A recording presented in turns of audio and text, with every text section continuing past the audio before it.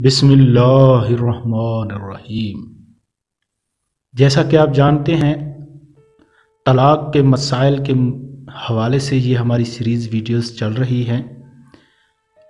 اگر آپ دوستوں نے ہمارے چینل کو ابھی تک سبسکرائب نہیں کیا تو ہمارے چینل کو سبسکرائب کریں اور ساتھ میں بیل آئیکنز کو ضرور پریس کریں تاکہ آپ کو اسلام کے متعلق ہر قسم کی معلومات پہنچتی رہیں۔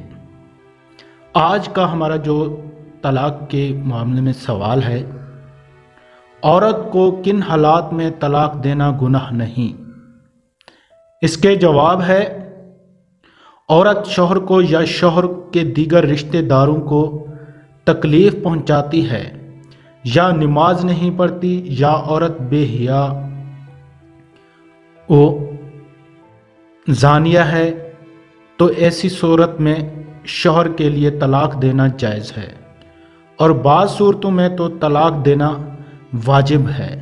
مثلا شوہر نامرد ہے، یا ہجرہ ہے، یا اس پر کسی نے جادو یا عمل کر دیا ہے کہ وہ جماع پر قادر نہیں، اور اس کے ازالہ کی بھی کوئی صورت نظر نہیں آتی، تو ان صورتوں میں طلاق دینا واجب ہے، جبکہ عورت ساتھ رہنے پر راضی نہ ہو۔